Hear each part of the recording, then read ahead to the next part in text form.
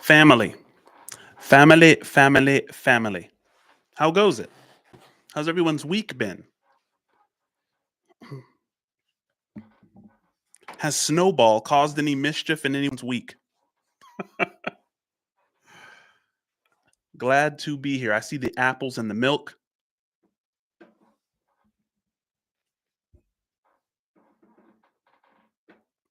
Snowball lost your keys. Guys, we have so much to cover. I think chapter 8 might be the longest chapter in the book. There is a lot. OKD said he crashed my computer. He crashes my computer every live. He tries to stop us, guys. We're not going to let it happen. Uh, 5 new memberships. Salute to all of the members. You guys help keep this channel going. You guys got me a new camera. I'm sorry, not a new camera, new lens, right? Of course, Snowball is doing everything he can to stop us. We should stop. You know what? With all of us doing the Snowball jokes, we're going to really confuse people about what this book really has to say. We have so many inside jokes now about Animal Farm. Uh, Lucens is a legend, absolute legend. I actually met him. I actually met him at Wisdom School. He came to Wisdom School uh, at the Hilliard Library in Spokane. Was absolutely legit. Love that guy. Um, so, guys, we have so much to cover right now. I'm actually going to move this screen over to the other side. More Akala, please. Akala is very much a beast. I gotta move this down. Okay, come on. How do I? Okay, gotta fix myself. There we go. Perfect. Yeah, I'm definitely looking forward to doing more Akala. Amazing lyricist slash author slash history buff. I love doing that reaction. Um, so, ooh, I think I like that. Yes. So, I want to immediately get into this before Snowball crashes us. I want to get into the recap of of Animal Farm Chapter 7. Um, the Bo Burnham stuff. Yo, did you guys see the Bo Burnham reaction? Yeah, we got to get we got to have a lot of conversation. I think I should go live more often, not just with the book club stuff. But the thing is, I this book club is confusing the heck out of the algorithm. I'm going to have to move the book club to my other channel. And because the algorithm is so confused, it's like, wait, are you a lyricist? Are you a battle rapper? Are you a philosopher? Are you doing a book club? Are you doing music reactions? Are there reactions or are they responses? Right. And so the algorithm is just kind of all over the place. However, some recaps from chapter 7. And guys, when I freeze up or when Snowball attacks the feed, I can still see the feed over there. So right now it's right in front of me. I'm just going to kind of keep gauging it. Okay. Bear with me. So in chapter 7, what we learned was that the hens rebel. There's a hen rebellion. And as a result of their rebellion, they are starved, right? And we talked about how it was a little bit too late to rebel at that point. Remember, the hens were there when Napoleon took the puppies and just took them to this secret place up on this kind of top shelf in the barn house and was just like, yeah, I'll raise them. Don't worry about it. And at that point, when it's time for the tyrant to come after your children, there will be no one to help you either. And that was one of the big lessons we got from what happened with the hens. Um, Another thing is that animals begin to falsely confess. You remember that weird cult-like confession? Napoleon comes out of the barn house and he has all of these animals confessing to him, confessing their sins. And then after they confess, they are systematically slaughtered. It kind of made me think, well, why are they confessing? Why are they standing in line to confess if they know they're going to be slaughtered? They see what's happening.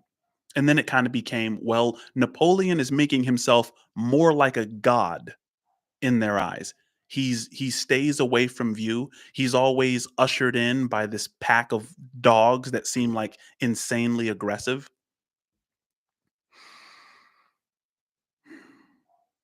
I see that that message about George Orwell won't copyright strike. Yeah, YouTube is kind of crazy, but I'm navigating it. I consider it fun. You just figure the whole thing out. So another thing, this is something. See, you guys are trying to get me off track. Snowball will not stop me. I have a question for you, and this is a question that I posed last time. We got into it. Is Boxer evil? Now I know that that's strange to say. He's like Boxer. Boxer's the hardworking. He said I will work hard. He's just a little naive. He's not evil, right? But guys, this slogan of his that Napoleon is always right is actually endangering those who look up to Boxer. Is Boxer evil? Is it fair to say that? I mean, is your allegiance to an evil power equivalent to evil? Because I mean, I'm convinced that Boxer could shut this whole thing down with his strength, with his muscle. George Orwell has said chapter by after chapter that Boxer is stronger than all of the animals put together, and the pigs don't work. What are they going to do?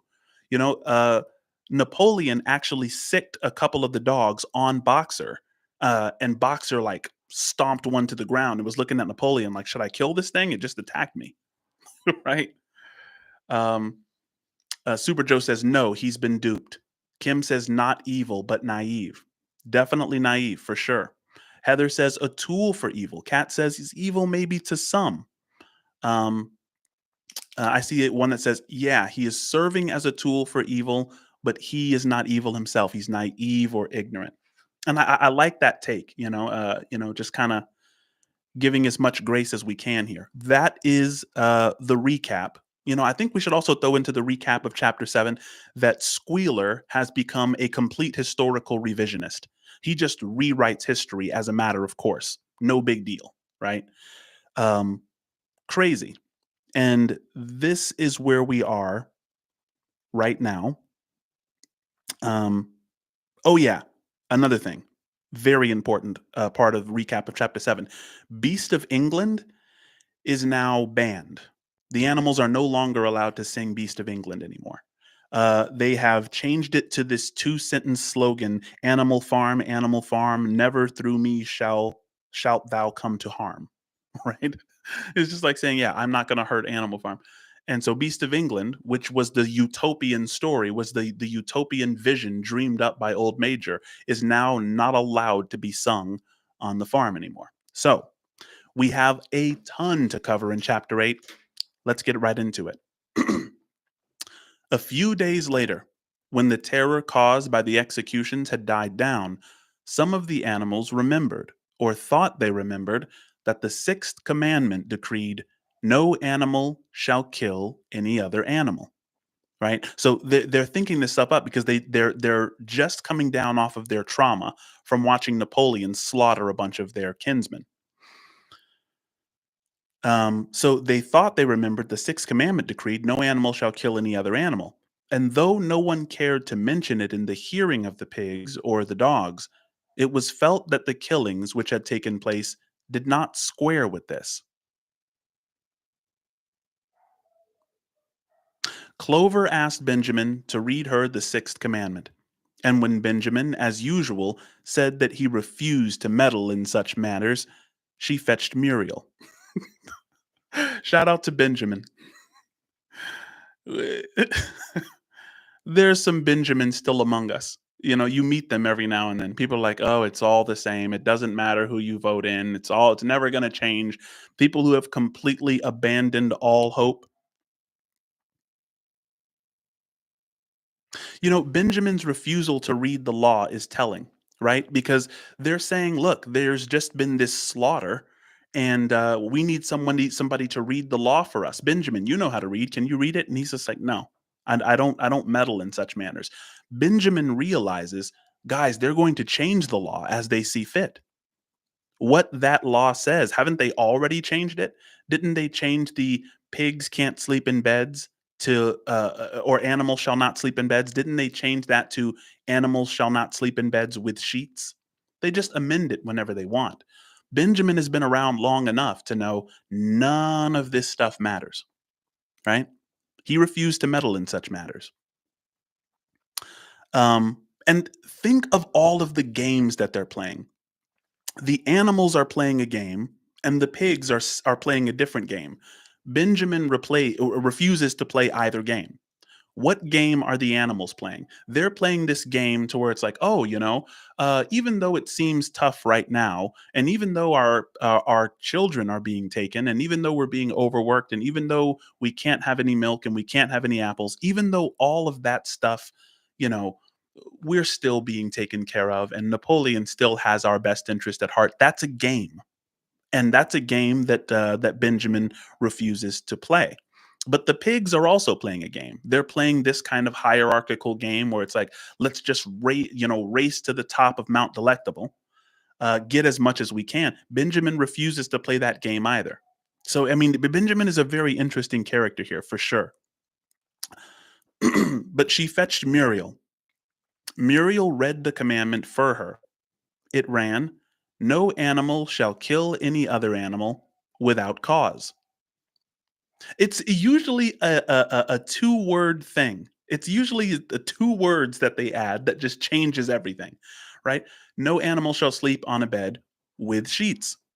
"No animal shall kill another animal without cause." Guys, this reminds me of the 13th Amendment. You guys saw that documentary, that Netflix documentary called 13th, about the 13th Amendment that says, there will be no slaves. We will banish the keeping of slaves, except for the committing of a crime, right? That was the 13th Amendment. It says, except if they commit crimes. So after the Emancipation Proclamation, after the slaves were freed, the slaves were to a large degree criminalized so that they could return to the slavery that was necessary to keep America going. And a lot of people kind of forget that little bit of history with the Freedmen's Bureau and all the rest of it. Um, but no animal shall kill any other animal without cause. And of course, the ones who determine the cause are the elites. So, somehow or another, the last 2 words had slipped out of the animal's memory, but they saw now that the commandment had not been violated, for clearly there was good reason for killing the traitors who had leagued themselves with Snowball. Throughout the year, the animals worked even harder than they had worked in the previous year. They worked even harder than they had worked in the previous year. Guys, remember the last chapter started by saying they worked like slaves. So now it's saying is they're working even harder than slaves. They're working like machines. They worked harder than the previous year to rebuild the windmill with walls twice as thick as before, and to finish it by the appointed date. Together with the regular work of the farm was a tremendous labor. There were times when it seemed to the animals that they worked longer hours and fed no better than they had done in Jones's day. On Sunday mornings, Squealer, holding down a long strip of paper with his trotter, would read out to them lists of figures proving that the production of every class of foodstuff had increased by 200%.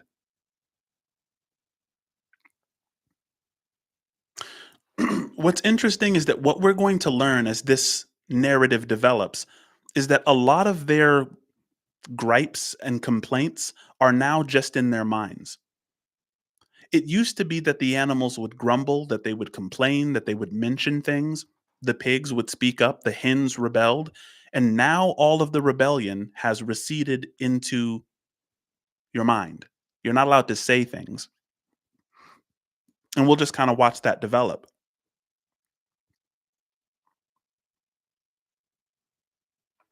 So, Squealer, holding down a long strip of paper with his trotter, would read out to them lists of figures proving that the production of every class of foodstuff had increased by 200%, 300%, or even 500%, as the case might be.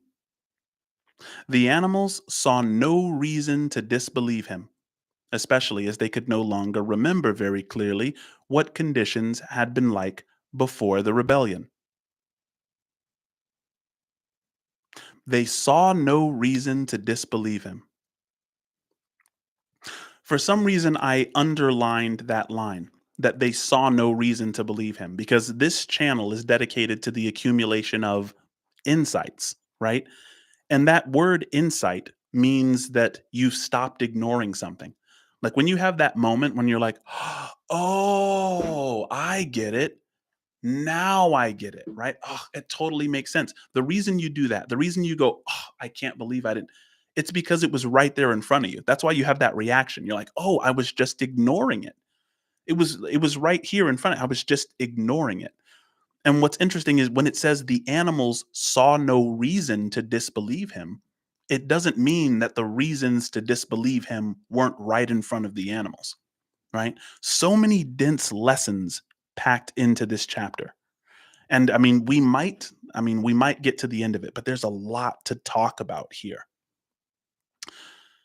Especially as they could no longer remember very clearly what conditions had been like before the rebellion.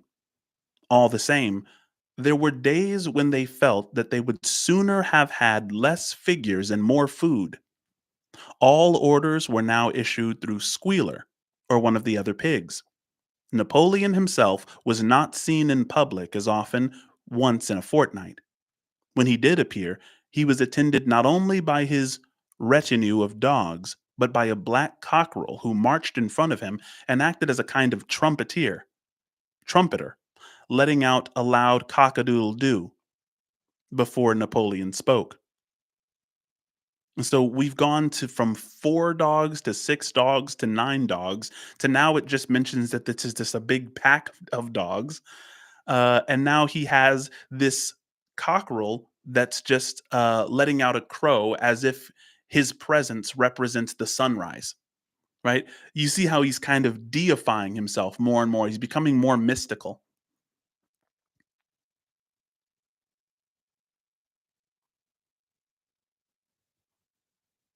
Even in the farmhouse, it was said, Napoleon inhabited separate apartments from the others.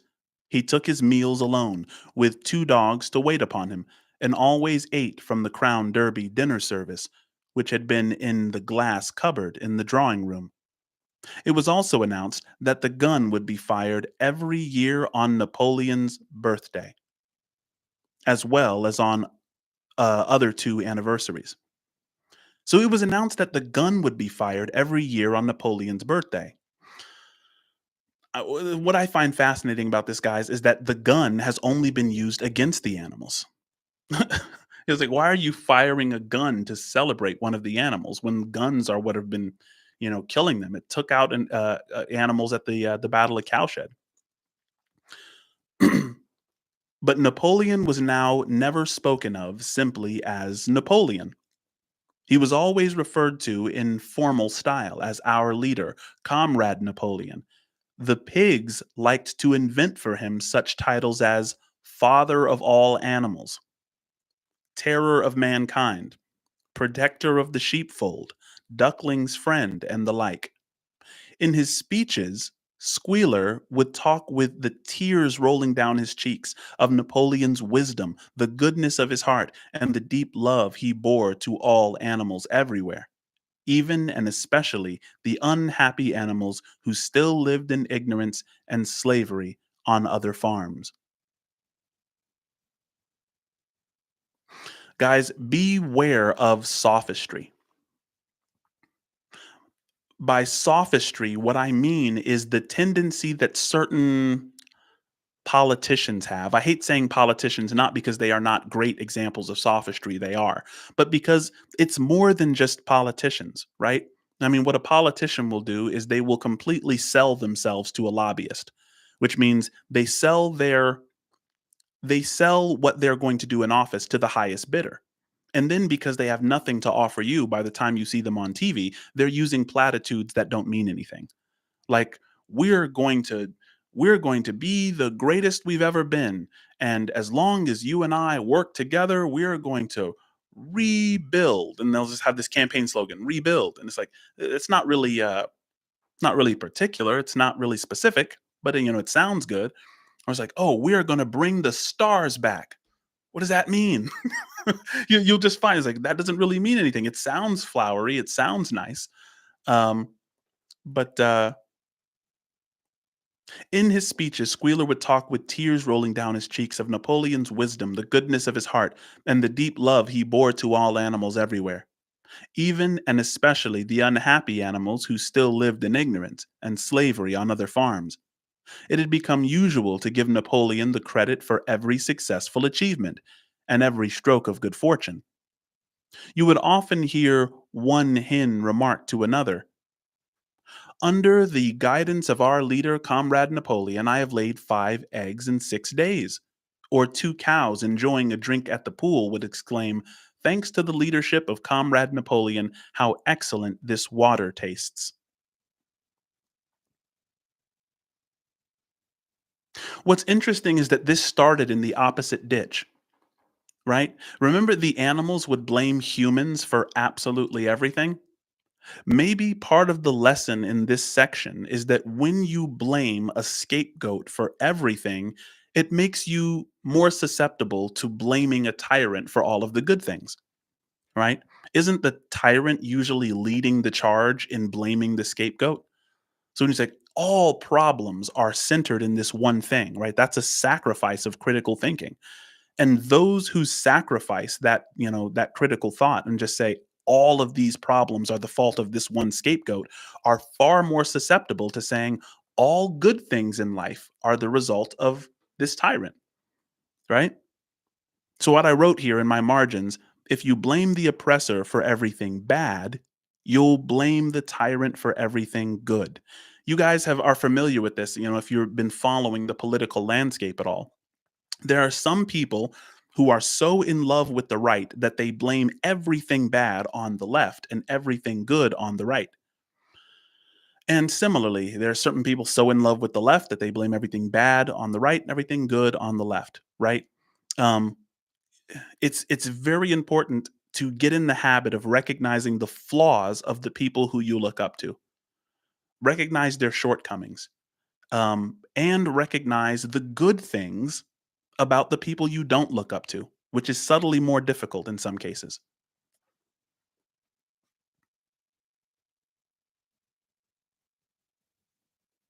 Thanks to the leadership of Comrade Napoleon, how excellent this water tastes. It's almost like they're saying glory to God, right? The general feeling on the farm was well expressed in a poem entitled Comrade Napoleon, which was composed by Minimus and which ran as follows: Friend of fatherless, fountain of happiness, Lord of the swill bucket, oh, how my soul is on! Fire when I gaze at thy calm and commanding eye, like the sun in the sky, Comrade Napoleon. Thou art the giver of all that thy creatures love. Full belly twice a day, clean straw to roll upon. Every beast, great or small, sleeps at peace in his stall. Thou watchest over all, Comrade Napoleon. Had I a sucking pig, ere he had grown as big, even as a pint bottle or as a rolling pin, he should have learned to be faithful and true to thee. Yet his first squeak should be Comrade Napoleon. What do you notice about that poem? The it's kind of written in like a King James format, isn't it? With words like thee and thou. I mean, eh, Napoleon doesn't just want to be someone that they fear when he approaches. He wants them to feel as if he is in their thoughts, that he is watching them whether he's present or not.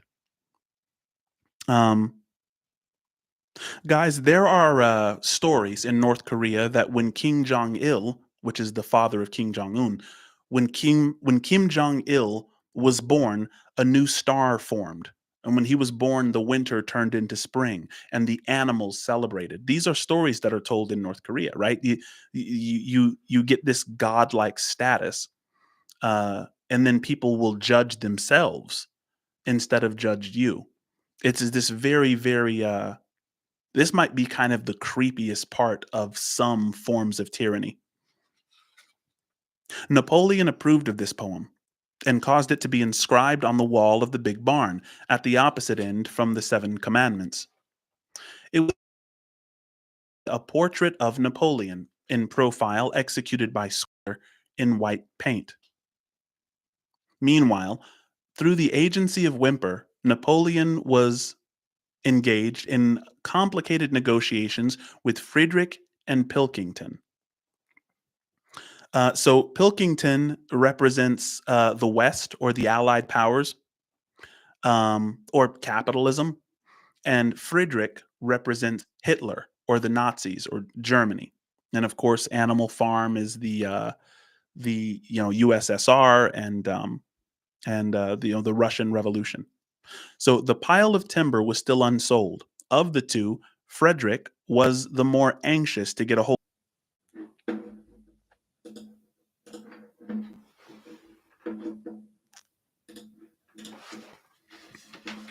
Snowball got us, but we're moving right along.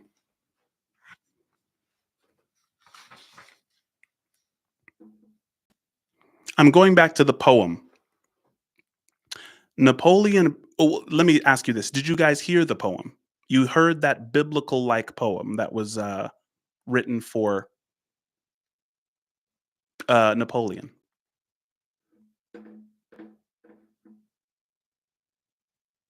Okay, we've heard the poem, so that's a beautiful place to continue. Napoleon approved of this poem and caused it to be inscribed on the wall of the big barn at the opposite end from the Seven Commandments. It was surmounted by a portrait of Napoleon in profile, executed by Squealer in white paint. Meanwhile, through the agency of Whymper, Napoleon was engaged in complicated negotiations with Frederick and Pilkington. I mentioned that Frederick represents Hitler in Animal Farm, and Pilkington represents the West or the Allied powers. The pile of timber was still unsold. Of the two, Frederick was the more anxious to get a hold of it, but he would not offer a reasonable price.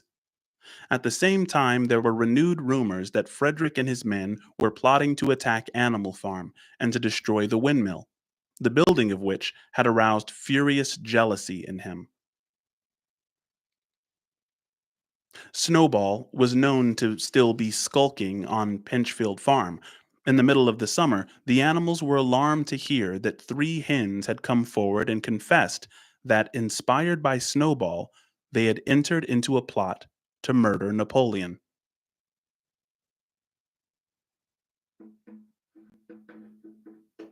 Someone said it's still frozen for them. Is it still frozen for the rest of you? Shouldn't be right now. Okay, we're squared away. Think we're good.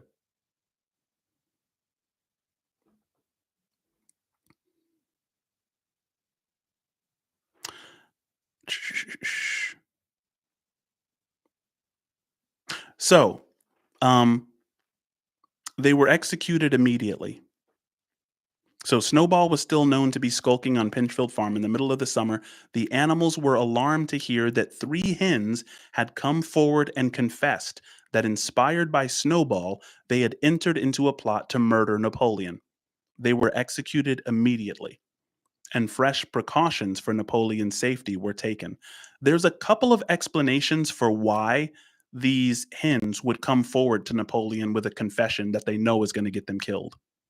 One, and we talked about this last time. You guys came up with some really, really good ideas for why this might be happening. One of the reasons is that the hens realize that there are certain things that are worse than death and maybe just kind of want a quick out. And that's really unfortunate. But another thing might be these animals are both overworked and starved and sleepless, right? Um, so that can cause a kind of psychological disturbance to where when you're introduced to this godlike personage of Napoleon, you might actually begin to hallucinate that he is a savior. You might actually start to dream about Snowball disrupting you in those ways. So some of this just might be like a psychological horror, which has ended up in what is that? That capture bonding. Um,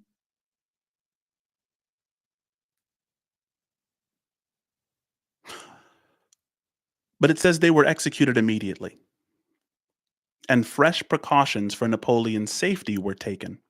4 dogs guarded his bed at night, one at each corner, and a young pig named Pink Eye was given the task of tasting all his food before he ate it, lest it should be poisoned. Guys, at this point, I really want to kind of go back and forth and kind of understand that Napoleon represents Stalin. So when we're thinking about Stalin and how paranoid he was, Stalin would sleep in different places every night. His paranoia got so bad. Yes, capture bonding. Thank you. Another word for capture bonding is Stockholm syndrome. Thank you for everybody in the chat mentioning that. Um, but Stalin was so paranoid. He would sleep in different places at night. One time he murdered 700,000 people in a single purge, right? He would torture children to get confession from their parents, right? Really, really deep, dark stuff when it comes to this paranoia, right? Um, which leads me to an insane question. And I have to ask it, and I'm going to ask it on the next page. So stay tuned. At about the same time, it was given out that Napoleon had arranged to sell the pile of timber to Mr. Pilkington. He was also going to enter into regular agreements for the exchange of certain products between Animal Farm and Foxwood. The relations between Napoleon and Pilkington, though they were only conducted through whimper, were now almost friendly. The animals distrusted Pilkington, and Pilkington is, the Western countries, the Allied powers, capitalists. As a human being, they distrusted him, but greatly preferred him to Frederick, who they both feared and hated. As the summer wore on and the windmill neared completion, the rumors of an impending treacherous attack grew stronger and stronger. Frederick, it was said, intended to bring against them 20 men, all armed with guns, and he had already bribed the magistrates and police so that if he could once get hold of the title deeds of Animal Farm, they would ask no questions. Moreover, terrible stories were leaking out from Pinchfield about the cruelties that Frederick practiced upon his animals. He had flogged an old horse to death. He starved his cows. He had killed a dog by throwing it into the furnace. He amused himself in the evenings by making cocks fight with splinters of razor blades tied to the spurs. The animals' blood boiled with rage when they heard of these things being done to their comrades, and sometimes they clamored to be allowed to go out in a body and attack Pinchfield Farm, drive out the humans, and set the animals free. How ironic is that? That the animals on Animal Farm, they hear about the injustices happening at the other farm, and they're like, "We have to free them. It makes my blood boil that they're being mistreated so much." Meanwhile, they themselves are starving and are just being murdered at a whim based on these confessions. They don't sleep very well. The apples and the milk has been taken, right? And they're just thinking, it's like, man, I can't believe that the injustice that's being done over there, which is good that they have that kind of compassion, but their sense of their own condition. Um, but anyway, the animals' blood boiled with rage when they heard of these things being done to their own comrades, and sometimes they clamored to be allowed to go out in a body and attack Pinchfield Farm, drive out the humans, and set the animals free. But Squealer counseled them to avoid rash actions and trust in Comrade Napoleon's strategy. Nevertheless, feeling against Frederick continued to run high. One Sunday morning, when Napoleon appeared in the barn and explained that he had never at any time contemplated selling the pile of timber to Frederick, He considered it beneath his dignity, he said, to have dealings with scoundrels of that description. The pigeons, who were still sent out to spread tidings of the rebellion, were forbidden to set foot anywhere on Foxwood, and were also ordered to drop their former slogan of death to humanity in favor of death to Frederick. So it's just clearly about Napoleon's personal ambition at this point. In the late summer, yet another of Snowball's machinations was laid bare. The wheat crop was full of weeds, and it was discovered that on one of his nocturnal visits, Snowball had mixed weed seeds with the seed corn. A gander who had been privy to the a ganderer, sorry, a gander who had been privy to the plot had confessed his guilt to Squealer and immediately committed suicide by swallowing deadly nightshade berries.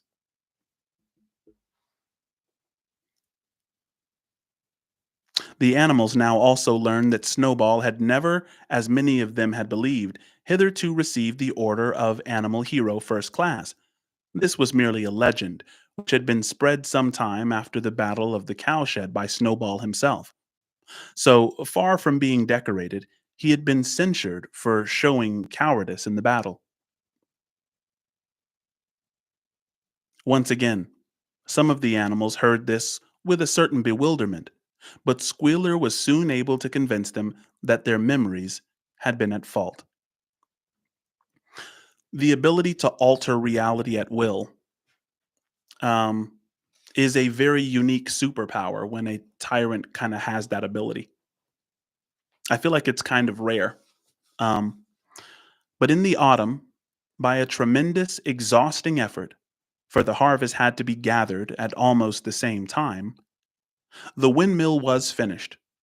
The machinery had still to be installed, and Whymper was negotiating the purchase of it. But the structure was completed.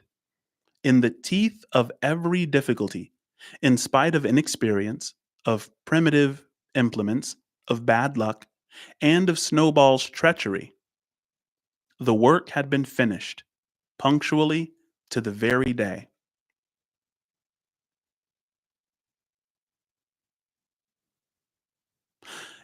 I think that it's important at this point to recognize, because we're talking about a revolution in a time period where there was a lot of death.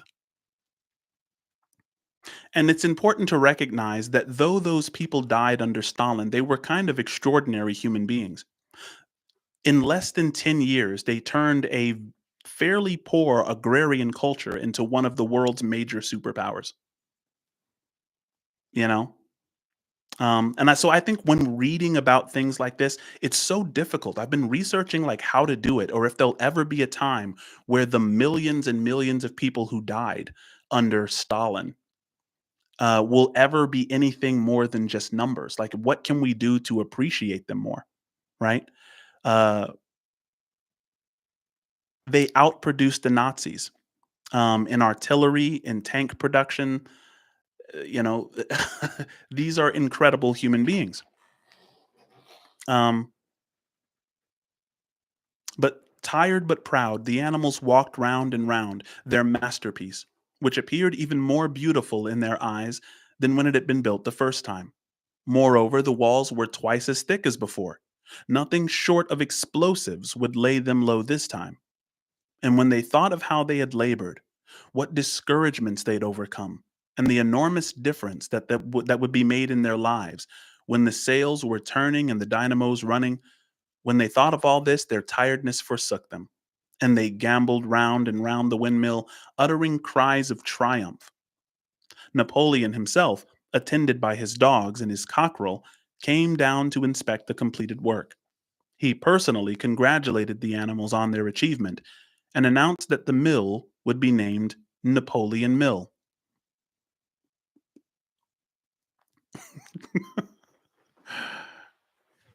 So he names it Napoleon Mill. Which, I mean, the first thing that we're gonna think, right, is like, what an asshole. You know, he didn't do any of the work. You know, he basically starves these animals. He's terrifying them. And then he names the completed work after himself. And to some extent, of course, it would be right. Napoleon Tower, Napoleon Mill, but at the same time, think about the psychological effect.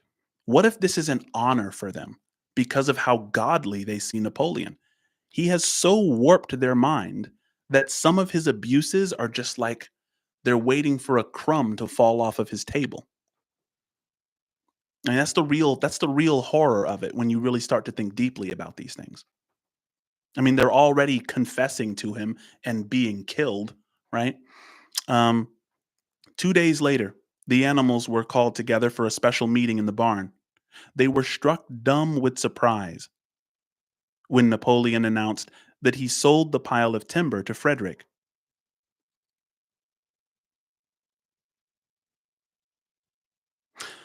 I'm sorry, I'm confused at why they're still dumbstruck at Napoleon's selfish decisions at this point. But they were struck dumb with surprise when Napoleon announced that he had sold the pile of timber to Frederick. Tomorrow, Frederick's wagons would arrive and begin carting it away. Throughout the whole period of his seeming friendship with Pilkington, Napoleon had really been in secret agreement with Frederick. Tactics, comrades. Tactics. You remember that? I think it was the end of chapter 4, where he said, Napoleon had wanted to build the windmill the entire time. Snowball was playing for the other team. And tactics, comrades. Just remember tactics. All relations with Foxwood had been broken off. Insulting messages had been sent to Pilkington. The pigeons had been told to avoid Pinchfield Farm and to alter their slogan from death to Frederick to death to Pilkington. At the same time, Napoleon assured the animals that the stories of an impending attack on Animal Farm were completely untrue, and that the tales about Frederick and his cruelty to his own animals had been greatly exaggerated.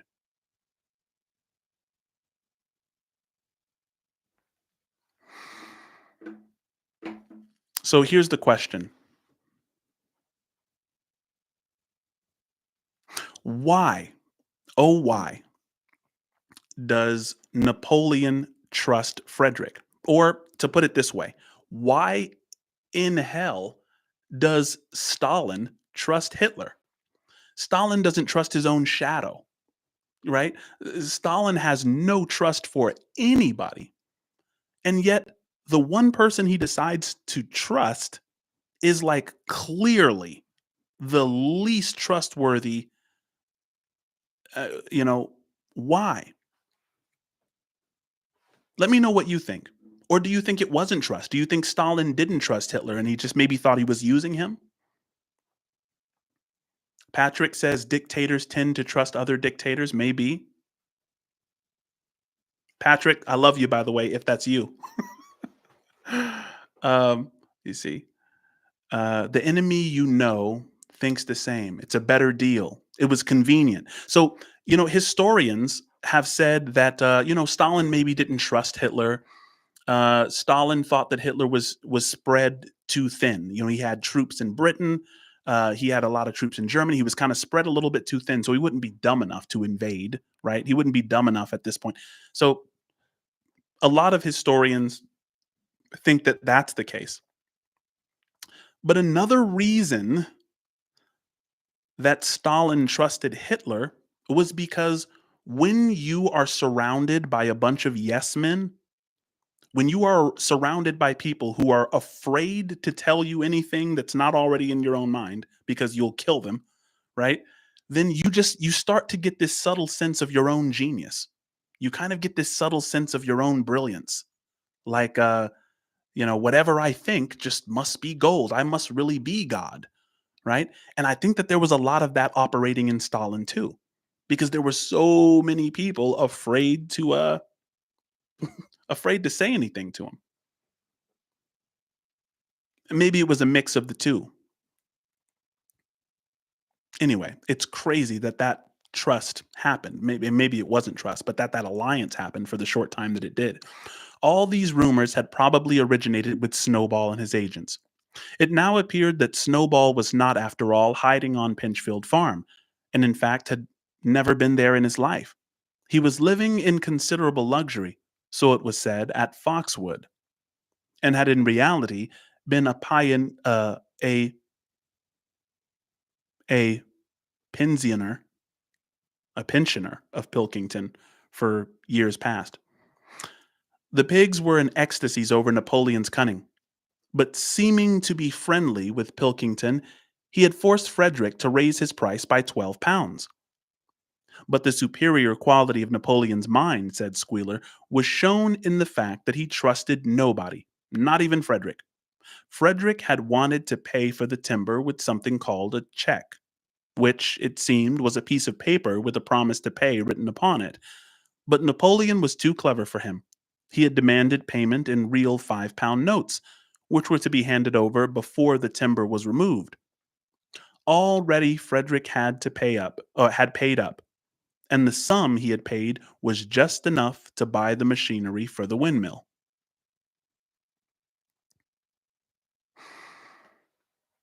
Hmm. Napoleon at this point in the story is being praised for not being duped by promissory notes. Guys, this kind of thing, if you really dig in, is the brilliance of George Orwell, I think. Because what he's saying is like, Squealer is saying, look how brilliant our comrade Napoleon is. He's not going to be duped by promissory notes in the future that are never happening. We know that that check is going to bounce. We want cash. We want it right now. And yet, what is the irony of that? What's the irony? Let me know in the chat if you caught the subtle irony. We're praising Napoleon now for not being willing to take a promissory note, to take a check. He wants it right now, right? And they'll say, "Oh yeah, praise, Napoleon for being smart enough not to be duped by, you know, I'll take this now and I'll pay you later." Right? The irony about this, guys, is that all of the animals on Animal Farm are taking a promissory note from the pigs. They're saying, "Oh yeah, keep working, keep doing this, and eventually you'll have something." Eventually, after we get all this stuff done, and after we, obliterate all of the human beings, and eventually you'll have your share. They've gotten rid of Beasts of England, which was the song that promised them that utopia in the beginning. I love when authors hide stuff in there like that. It's just a really, really bittersweet thing that they're like, "Oh yeah, Napoleon's not going to take a promissory note. He wants it right now." And that's the smart way to do it. And yet here they are in this situation where they've accepted this big lie, based on some fantasy of something coming in the future while they're starving and being systematically killed. Meanwhile, the timber was being carted away at high speed.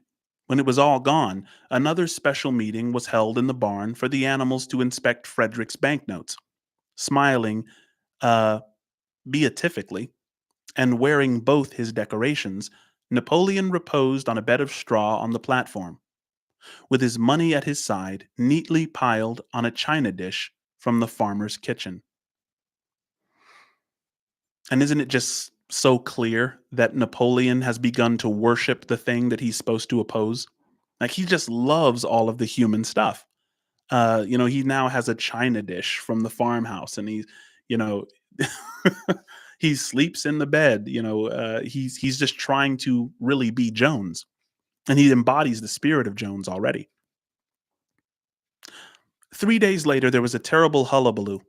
Whymper, his face deadly pale, came racing up the path on his bicycle, flung it down in the yard, and rushed straight into the farmhouse. The next moment, a choking roar of rage sounded from Napoleon's apartments. The news of what had happened sped round the farm like wildfire. The banknotes were forgeries. Frederick had gotten the timber for nothing. Napoleon called the animals together immediately, and in a terrible voice pronounced the death sentence upon Frederick. When captured, he said, Frederick should be boiled alive. At the same time, he warned them that after this treacherous deed, the worst was to be expected. Frederick and his men might make their long expected attack at any moment. Sentinels were placed at all the approaches to the farm. In addition, 4 pigeons were sent to Foxwood with a conciliatory message, which it was hoped might reestablish good relations with Pilkington. The very next morning, the attack came. The animals were at breakfast when the lookouts came racing in with news that Frederick and his followers had already come through the 5-barred gate. Boldly enough, the animals sallied forth to meet them. But this time they did not have the easy victory that they had had at the Battle of Cowshed.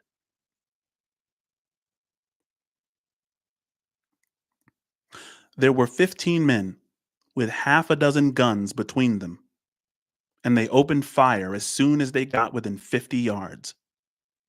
The animals could not face the terrible explosions and the stinging pellets, and in spite of the efforts of Napoleon and Boxer to rally them, they were soon driven back.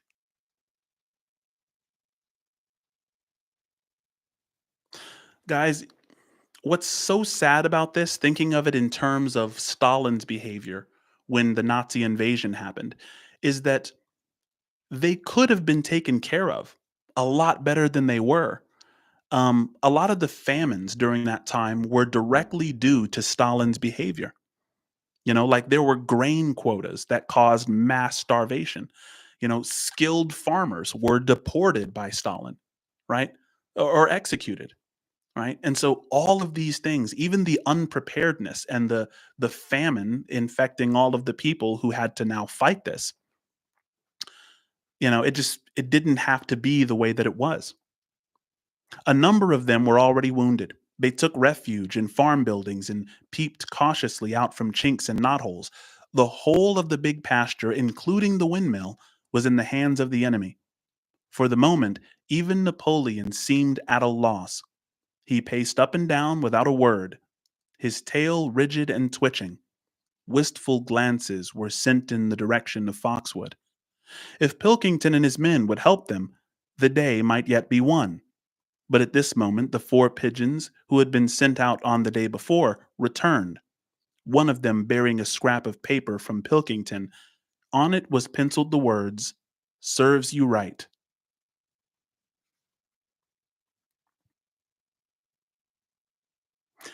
So he's betrayed by like everyone he trusts,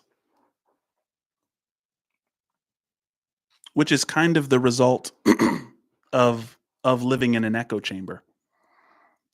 So much of this book is dedicated to attempts to r- rescue us from echo chambers and saying, kind of come back and use critical thought. And don't think that the people who you think are so great are not deeply flawed. And don't think that those who you think are deeply flawed are not really good in some ways, right? You know, it's just a repetitive thing in this book. But meanwhile, Frederick and his men had halted about the windmill. The animals watched them, and a murmur of dismay went round. 2 of the men had produced a crowbar and sledgehammer. They were going to knock the windmill down. "Impossible," cried Napoleon. "We have built the walls far too thick for that. They could not knock it down in a week. Courage, comrades." But Benjamin was watching the movements of the men intently. The 2 with the hammer and the crowbar were drilling a hole near the base of the windmill. Slowly, and with an air almost of amusement, Benjamin nodded his long muzzle. "I thought so," he said. "Do you not see what they're doing? In a moment they're going to pack blasting powder into that hole." Guys, Benjamin has witnessed demolition before.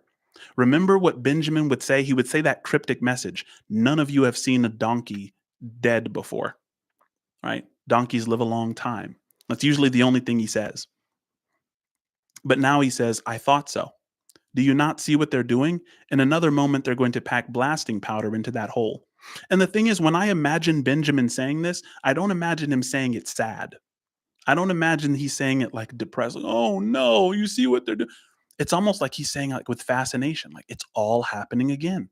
I've seen all this before. Everything happens the same way. It says, "Watch, just watch this. Watch, they're gonna pack, they're gonna pack that with blasting powder, and they're gonna blow the whole thing up." I think there should be like an alternate book about Benjamin. Somebody should make a movie about Benjamin. Just the whole animal farm told from the perspective of Benjamin would be a lit movie. Um, Benjamin was watching the movements of the men intently. Okay, so we already went through that. I thought so, he said. Do you not see what they're doing? In another moment, they're going to pack blasting powder into that hole. Terrified, the animals waited. It was impossible now to venture out of the shelter of the buildings. After a few minutes, the men were seen to be running in all directions. Then there was a deafening roar. The pigeons swirled into the air, and all the animals except Napoleon flung themselves flat onto their bellies and hid their faces. When they got up again, a huge cloud of black smoke was hanging where the windmill had been. Slowly the breeze drifted it away. The windmill had ceased to exist. At this sight, the animals' courage returned to them. The fear and despair they had felt a moment earlier were drowned in their rage against this vile, contemptible act. A mighty cry for vengeance went up, and without waiting for further orders, they charged forth in a body and made straight for the enemy.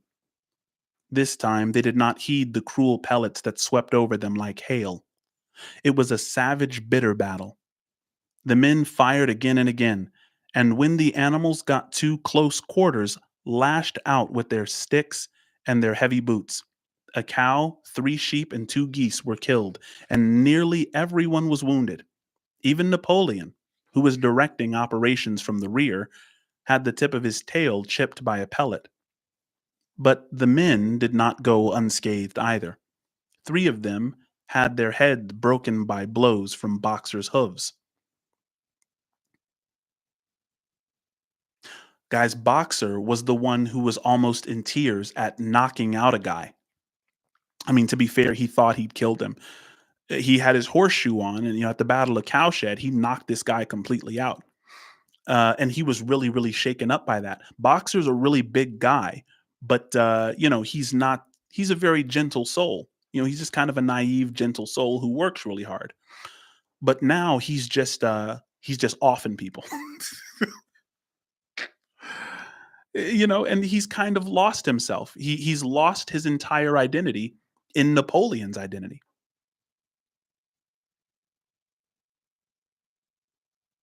Another was gored in the belly by a cow's horn. Another had his trousers nearly torn off by Jessie and Bluebell. And when the 9 dogs of Napoleon's own bodyguard, whom he had instructed to make a detour under cover of the hedge, suddenly appeared on the men's flank, baying ferociously, panic overtook them. They saw that they were in danger of being surrounded. Frederick shouted to his men to get out while the going was good, and the next moment the cowardly enemy was running for dear life. The animals chased them right down to the bottom of the field and got in some last kicks as they forced their way through the thorn hedge. They had won, but they were weary and bleeding. Slowly they began to limp back towards the farm. The sight of their dead comrades stretched upon the grass moved some of them to tears, and for a little while they halted in sorrowful silence at the place where the windmill had once stood. I love George Orwell's use of silence here. We did a wisdom school, I think it was 4 weeks back at the Hilliard Library, on the power of silence. Because when you're silent, your intuition can speak. Squealer doesn't want your intuition to speak. Whenever you're feeling something, he has words for that. You know, or there's some kind of slogan, right? Um, but when you're silent, it's really, really important sometimes to just allow yourself to feel something without necessarily labeling the feeling. Um, Even the foundation was partially destroyed. And in rebuilding it, they could not this time, as before, make use of the fallen stones. This time, the stones had vanished too. The force of the explosion had flung them into distances of hundreds of yards. It was as though the windmill had never been. That is the best line of this chapter. If you have a paper copy of this book, this is a line you should circle. It was as if the windmill had never been. Remember, what does the windmill represent? You remember a couple of chapters ago, Napoleon said, it said about Napoleon, when Napoleon and Snowball were arguing, it said Napoleon had been against the windmill the whole time. The windmill represents the prosperity of the animals, right? Napoleon had been against the windmill the entire time. The windmill represents their prosperity, right? And this line says, it was as though the windmill had never been.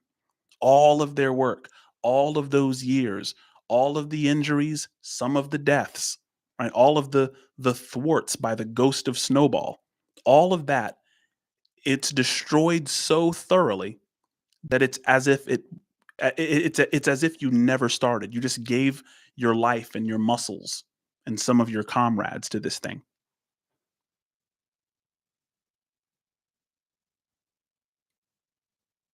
Gigi says wasted commitments. For sure.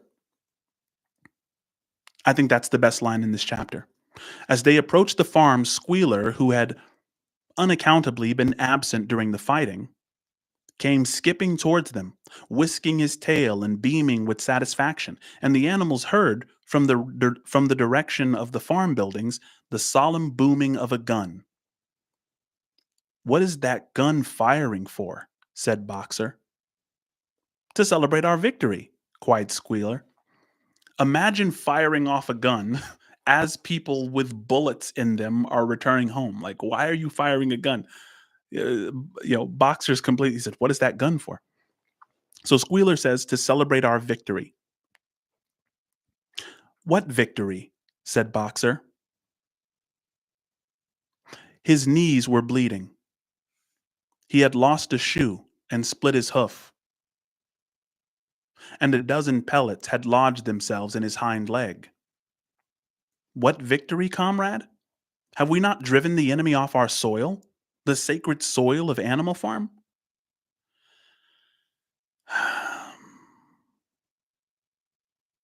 Guys, when is it irrational? When is it irrational to look on the bright side? Squealer is saying, look on the bright side. I mean, we didn't get the Animal Farm taken. You're still alive. That kind of shows the depth of the depravity of this situation. If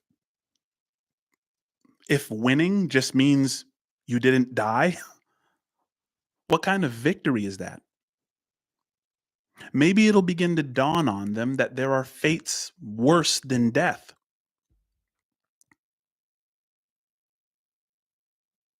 It's interesting because there's always a way to look on the bright side. And there are times where it's definitely the wrong thing to do. Pariah says, when it makes you complicit to harm. Yak says, I remember this part in high school, the classroom discussion. Guys, I'm going to link you into something at the end of this, so stay tuned. It's going to be pretty awesome. Um, so Boxer's response is, but they have destroyed the windmill, and we had worked on it for 2 years. What matter? We will build another windmill. We'll build 6 windmills if we feel like it. You do not appreciate, comrade, the mighty thing that we've done. The enemy was in occupation of this very ground that we stand upon, and now, thanks to the leadership of Comrade Napoleon, we have won every inch of it back again. Boxer says, then we have won back what we had before. That is our victory, said Squealer. They limped into the yard. The pellets under the skin of Boxer's legs smarted painfully. He saw ahead of him the heavy labor of rebuilding the windmill from the foundations. and already in imagination he braced himself for the task. Guys, I used to work in the oil field at Halliburton in Fort Lupton, Colorado. These are 15-hour days, 365 days a year. You work for 15 hours a day for 2 weeks straight, and then they send you home for a week to gain your sanity. And then you're back to the oil field. I sometimes when it's cold, whenever it's wintertime, I still imagine those guys. I still think about those guys because they're swinging hammers at steel chicksons. Like when it's rig down day, this is whenever when it said this about Boxer, when it said he mentally had to brace himself for the task of rebuilding this windmill. It's almost like waking up in winter. You wake up and it's 2 degrees outside and I would have to get on this bus, right? With my hard hat on, and this bus just drives you to the frack field. And when that bus leaves, you're there for the next 15 hours fracking, right? No matter what, it doesn't matter what the weather is, that bus isn't coming back, right? And just mentally kind of bracing yourself. um, it's insane that I did that. I'm glad I got married. You can't work at that at Halliburton and be married. It's not going to work out. But for the first time, it occurred to him he was 11 years old and that perhaps his great muscles were not quite what they had once been. Guys, think about this. His slogan was like, I will work harder. He gave up his identity for this group. His identity is, I will work harder. And now, for the first time, he's getting a little breath of critical thought and thinking, you know what? I'm getting older. I might not be able to work harder. Right? I might not be able to do this as fast or as well. And if I don't, that just means I'll be working longer. He needs a new identity. But when the animals saw the green flag flying, Kim said that's 38 in human years. I'm 38 in human years. That's crazy. The animals slain in the battle were given a solemn funeral.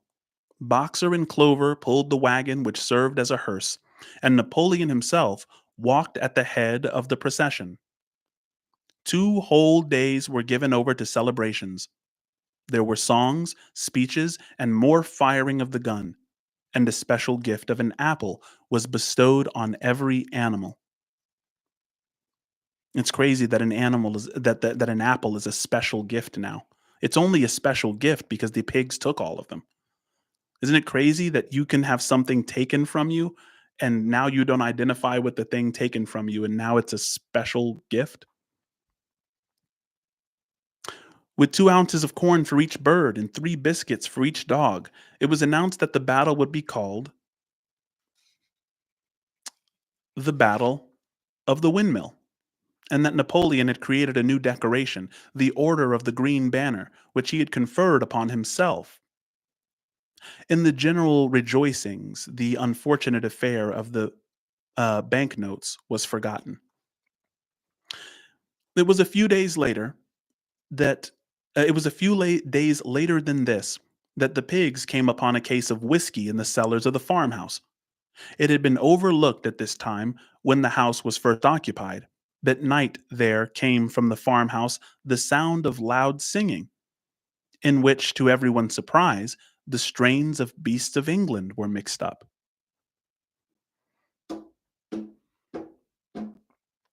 Guys, so now the pigs have found the whiskey and they're getting drunk. And as they're drunk, they're singing an illegal song. They're singing a song that Napoleon has made illegal, Beasts of England. And why are they singing Beasts of England? Why are they allowed to sing it?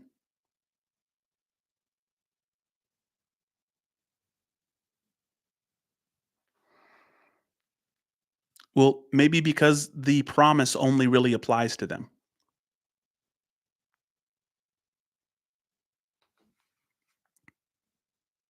At about 9:30, Napoleon, wearing an old bowler hat of Mr. Jones, was distinctly seen to emerge from the back door, galloping rapidly round the yard, and disappear indoors again.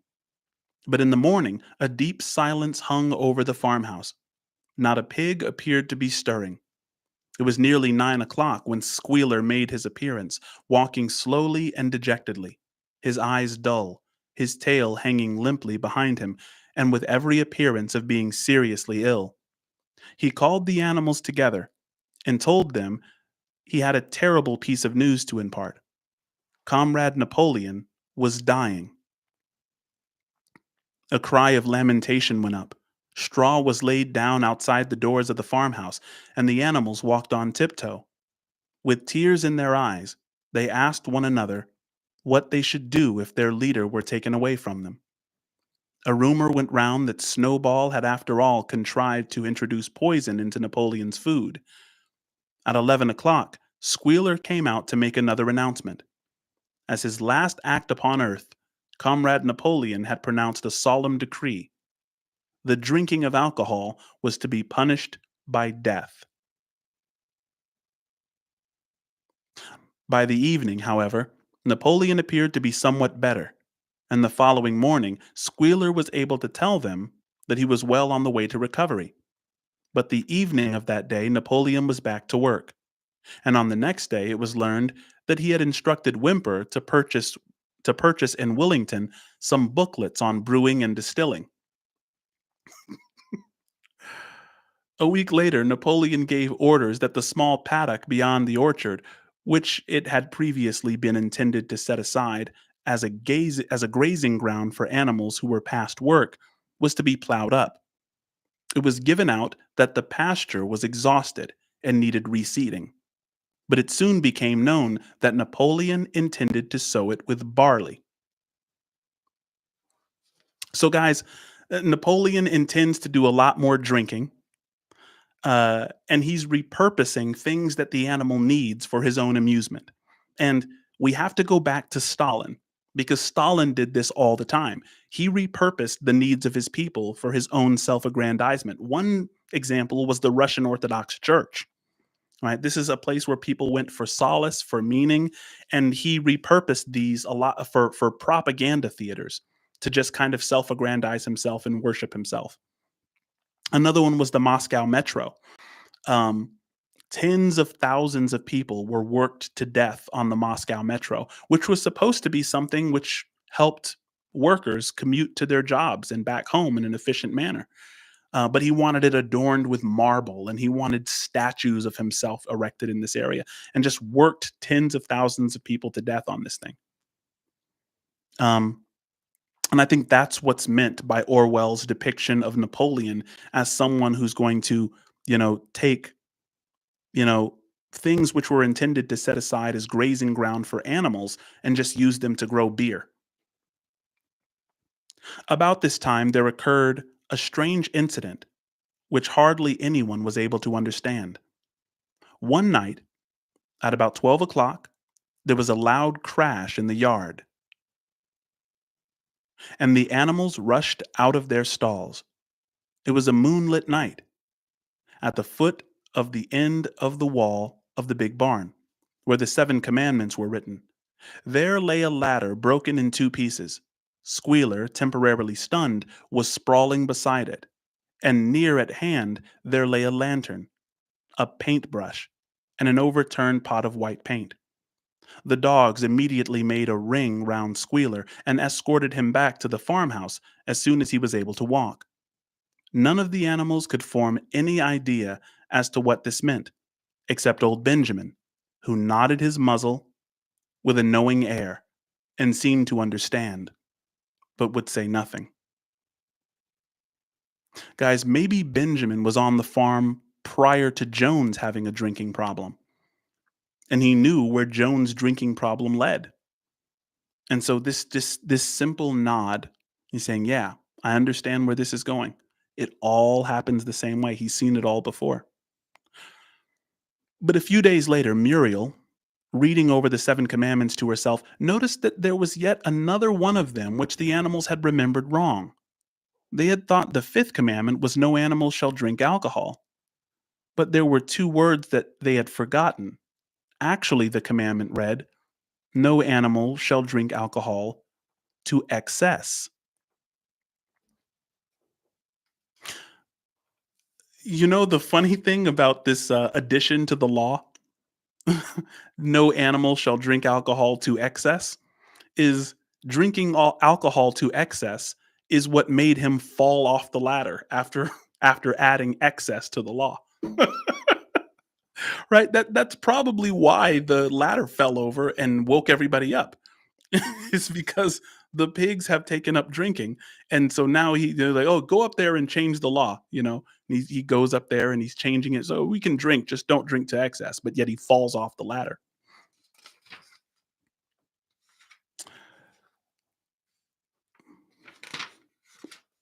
Wow, we just ran up to the end of chapter 8.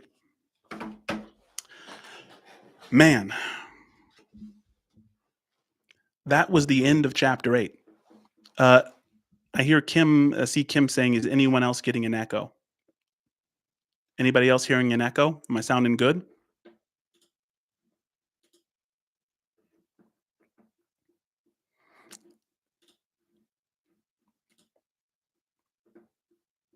I am going to put something in the chat. Hang with me. Hang toit. Toit like Toiger. And you guys know where that's from? Toit like Toiger? Toit. I think it's an Austin Powers movie. Hang on a second.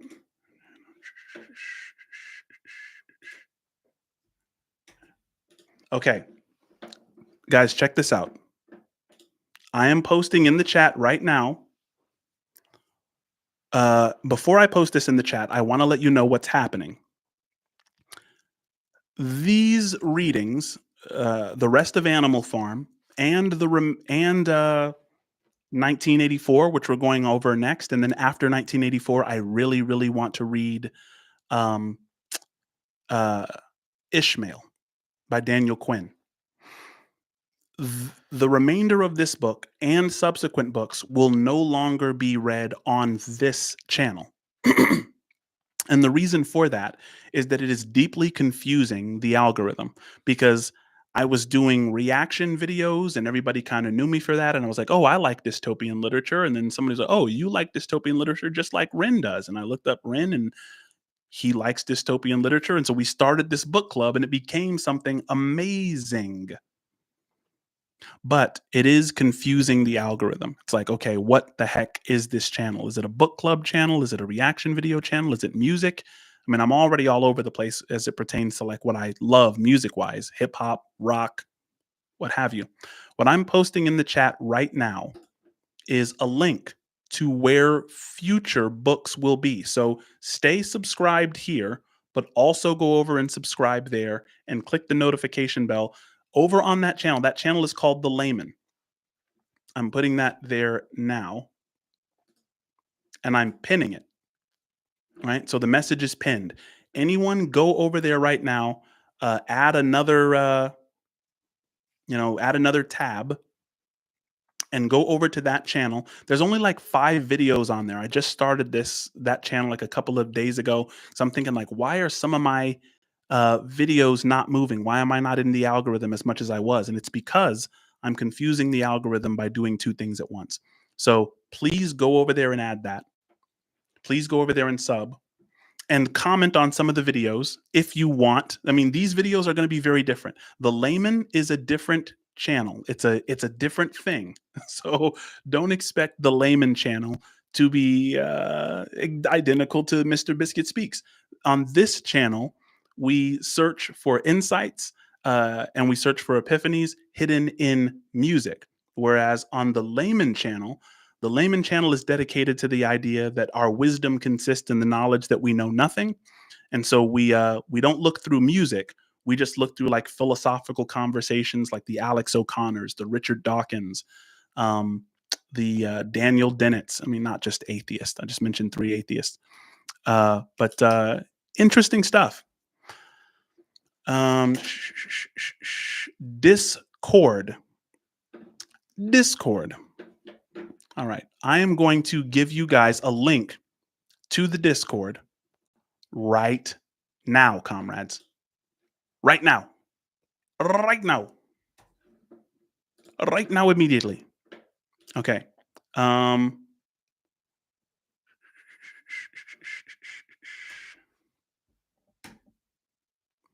there is a link to the Discord.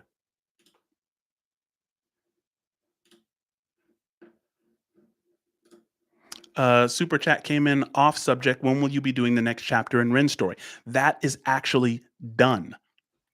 However, there is someone working on it. So ever since I got past 15,000 subscribers, there have been people like hitting me up for like business negotiations.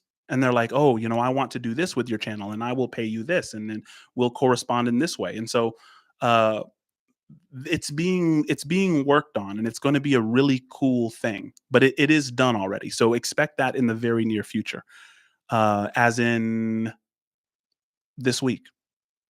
Yeah. Yeah. That'll be here this week. So look, guys, the Discord, trust me when I say I know absolutely nothing about the Discord.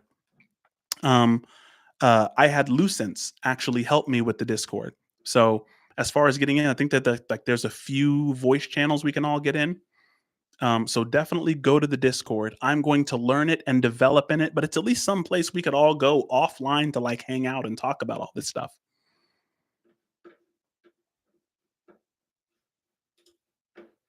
Let me see here.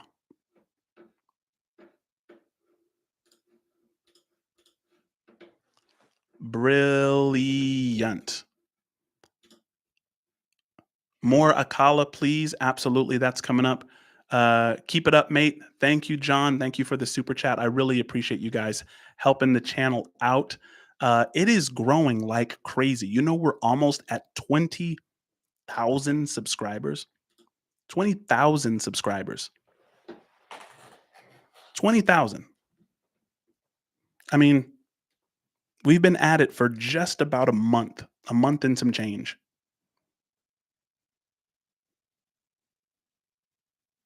I'm looking forward to more Bo Burnham.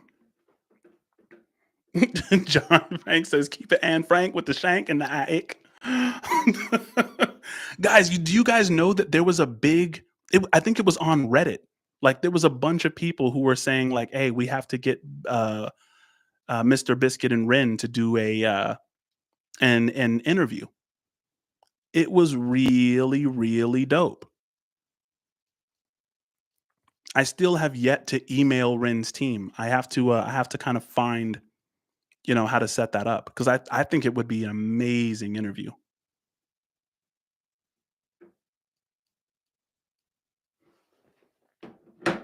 Congratulations. I know nothing about Discord either. We can learn together. Yeah. I prefer what is it? What is it? Clubhouse. I'm on Clubhouse all the time. That would make my year. That would make my year too. I think Ren and I would have such a good conversation. I really, really think that. I'm not just saying that.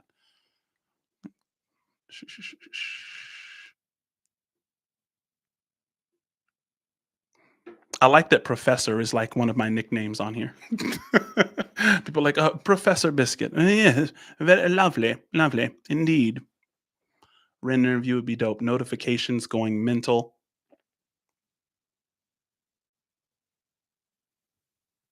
As long as you don't ask us to tell the gross internet rabbit holes we have gotten sucked into.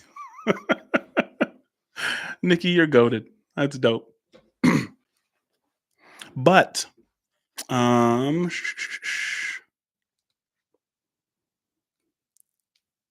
me see here. I'm gonna go into the Discord and just see how many people are a part of the Discord now.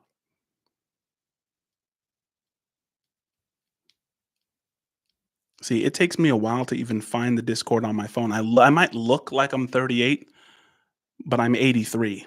The numbers are backwards. Okay, there it is. There's Discord. All right. All right. Yeah. We got some movement in there. We got some movement.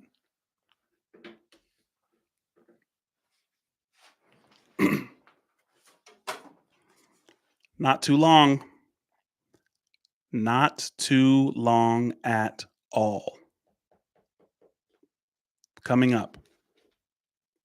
This is going to be a doozy.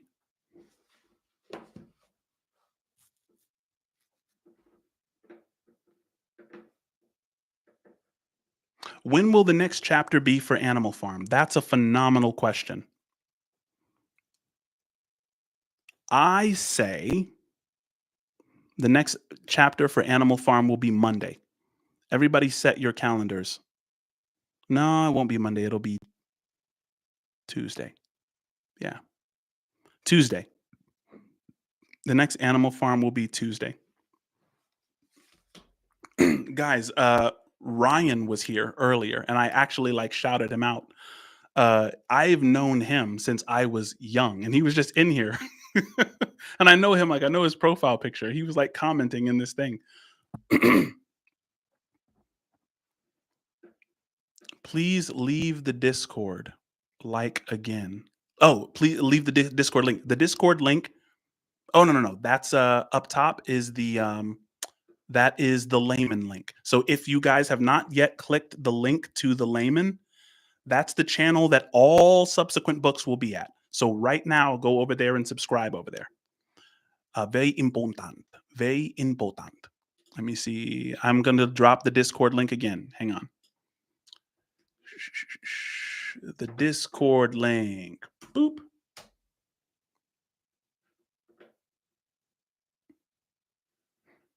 John says that's a long wait. You know, I want to have a book thing every day. I just want to be like, I want to do every day.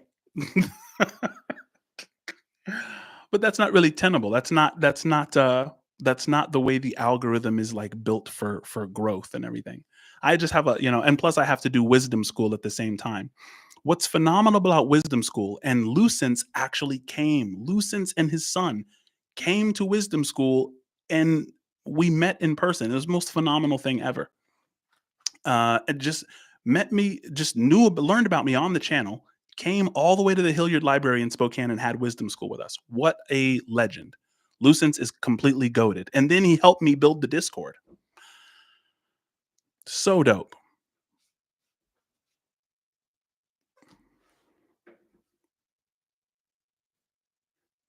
I am reading the books in advance because I can't wait. Love it. Love it. And make sure the link is at the top for The Layman, which is the channel that not only the next chapter of Animal Farm will be, but all subsequent chapters of 1984, all the other books. So I'm wondering what I should do here because I'm not I'm not that guy, pal. I'm not the YouTube guy. I'm wondering if I should leave Animal Farm up to chapter 8 on this channel or if I should just start moving those chapters over to the you know what? I could just download them. Yeah, I could just download those videos and move them over to the other one and then, yeah, it'll work. Everything will be gravy. I really do agree with everyone because I've had some emails and I've had some comments suggesting that what we're doing here is kind of an important thing and I cannot help but agree. I think it's a really, really, really dope thing. Like this is a really, really fun community.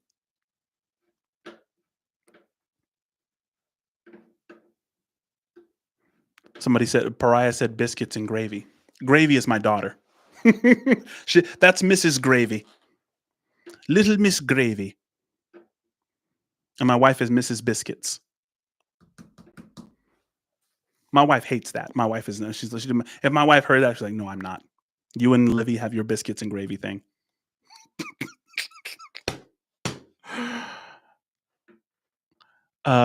Oxford says this has been so enriching. I am extremely glad. It's enriching for me too. John says sounds kind of sus. This club lifted my spirits. I'm glad. Hey, you know what I need? Oh, I'm so glad I thought about it. I need mods because this thing is going to get huge. Like this thing is going to get bigger and there's going to be trolls. I think that there's already been some trolls. Have there been trolls in the chat?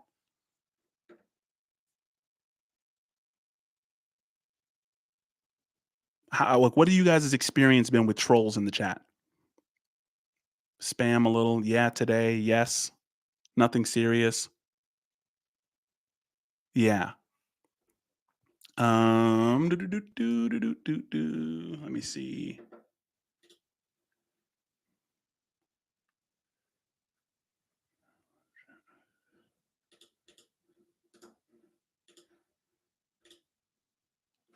I just made somebody a mod.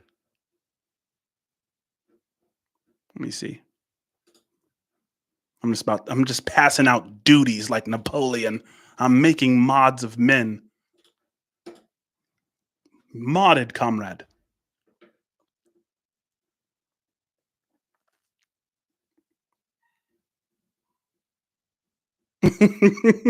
Okay, says not too bad. We just ignore them like Benjamin would. I feel like Benjamin was the inspiration for Eeyore. Eeyore is a donkey who's just like, yeah, bro, like I know where this is going. It's not good.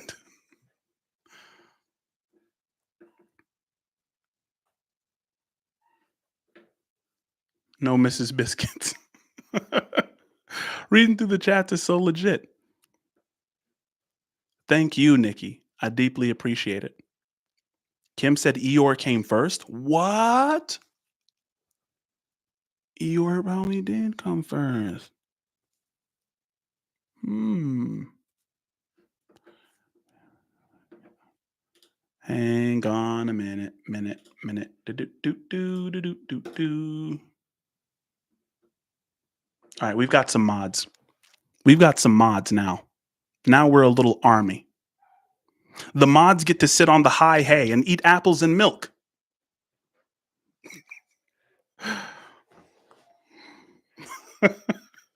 I love speaking in the Animal Farm language. Yeah, we need to assign dogs. The moderators are the dogs.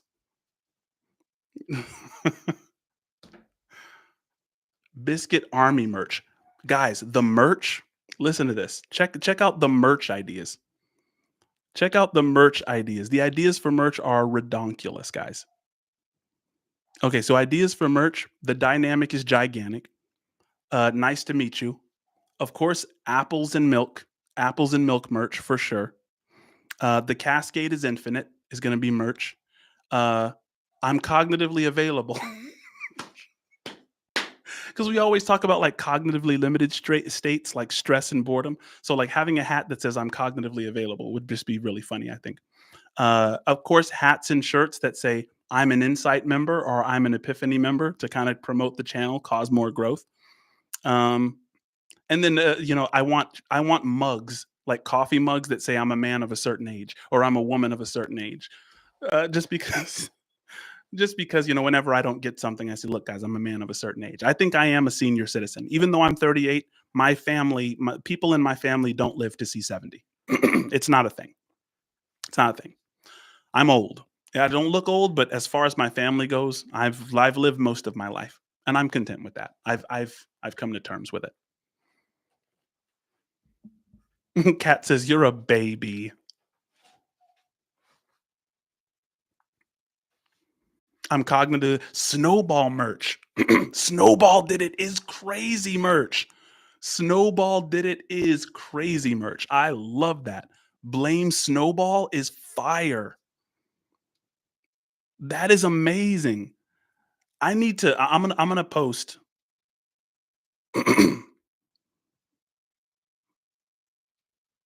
I'm gonna post. Because I need these ideas like rolling in. There should be like a merch chat in the Discord where we just talk about merch. But guys, I've been on this for far too long now. I'm gonna close the stream just for anyone else who's wanting to watch the playback on the actual chapter. Guys, love you all, and by loving you, I mean that there is a felt recognition of our shared being. Okay, uh, love and appreciate all of you, and I will see you next time. Join the Layman channel. That's where the next chapter is going to be on Tuesday, probably.